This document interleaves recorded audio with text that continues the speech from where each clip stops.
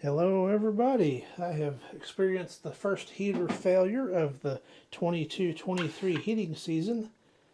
It's the Holmes HCH 4163 and it was getting flaky on the power switch, so I pulled it apart and noticed how loose it is. Look at that. I don't see any contacts or anything burnt. This wire here was just about to fall out, and it of course fell out promptly when I started messing with it. So I'm going to try to take the old needle nose pliers and squeeze it back together and see if that doesn't fix the problem.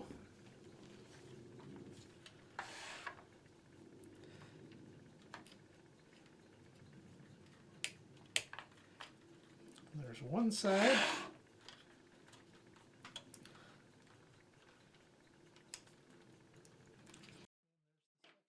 And there's the second side done. That's all back together now.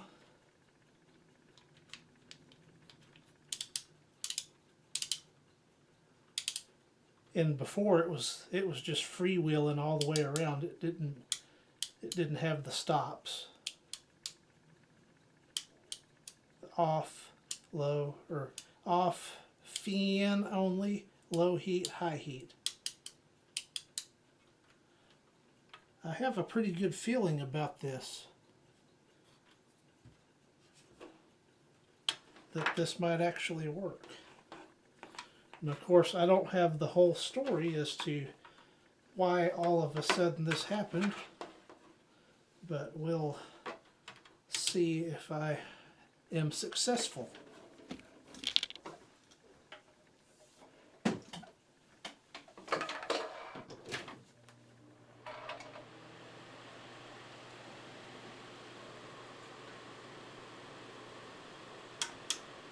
Well,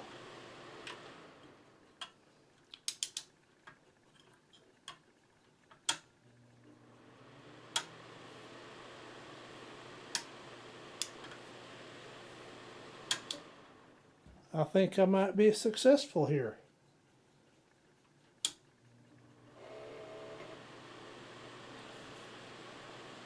Around 4 years ago, I've already researched this. JK18 has this, or had the same heater. I don't know if he still does. It may be kicking around in his hoard. Maybe he gave it to XJoe81X. I can't remember exactly, but I will link those videos in the description. And that's exactly the symptoms this heater exhibited. But all the wiring and everything was real crusty on it. This one, the wiring's good. I didn't see anything burnt. It's heating. Put it on high. Let it warm up a little bit. So mine, it was just a matter of the switch needed to be squeezed back together. So cool. I'll put this back together and this will be ready to go back into service. So this was one of those rare instances where something actually worked out. I didn't have to modify it, and I didn't have to spend any money to fix it. But I may go ahead and order one of these switches from China. I see a problem with it. This switch is rated for 13 amps, yet this is a 1500 watt heater, so it's a little bit underrated in my opinion. But if it'll work, good enough for me. We'll come back when I get it put back together. So when I'm working on something, I always look for clues to maybe see what caused the problem. And I look down here. Something tells me this got dropped. Why is that so wavy now? So we'll have to investigate that. I'll take that switch back out and kind of beat that back straight before I put it back together all the way. Never mind. I remembered what product I was working with, and I was just able to take the switch out and bend that back into the place with my bare hands. So May not be absolutely perfect, but it looks pretty darn good. So now I can reassemble this and give it another test. So we have more clues.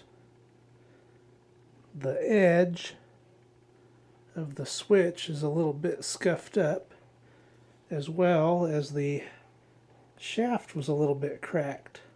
So I'm gluing that back with my Scotch weld. I've been using this stuff on the regular, the PR40. It's pretty darn good stuff. So I've got that clamped for the time being. I'm just going to go ahead and reassemble the rest of it. We may just have to test it with a pair of pliers for the time being, but I think it's going to work okay.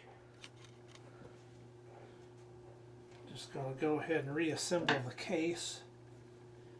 It's got 6 little Phillips screws around the edge, 3 on each side.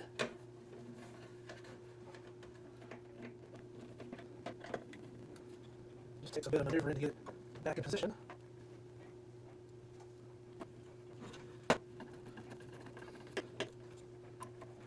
So that's going to be my theory on what happened to this.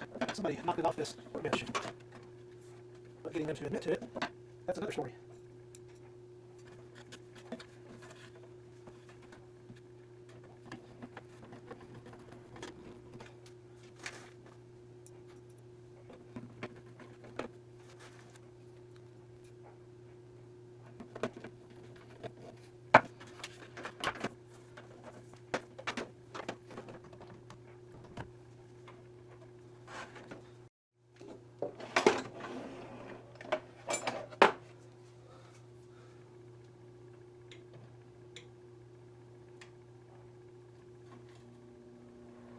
There's fan only.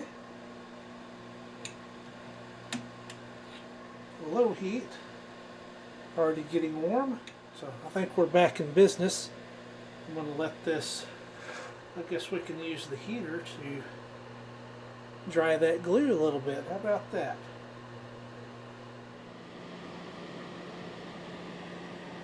I do believe that will work. So I will come back again here in a little bit. So here it is all back together. It's not free spinning all the way around anymore.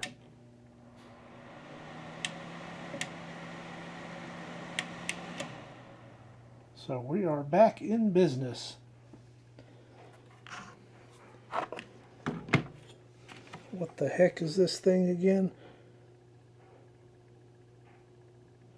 HCH 4163. So quick repair of the Holmes HCH 4163. Thank you for watching.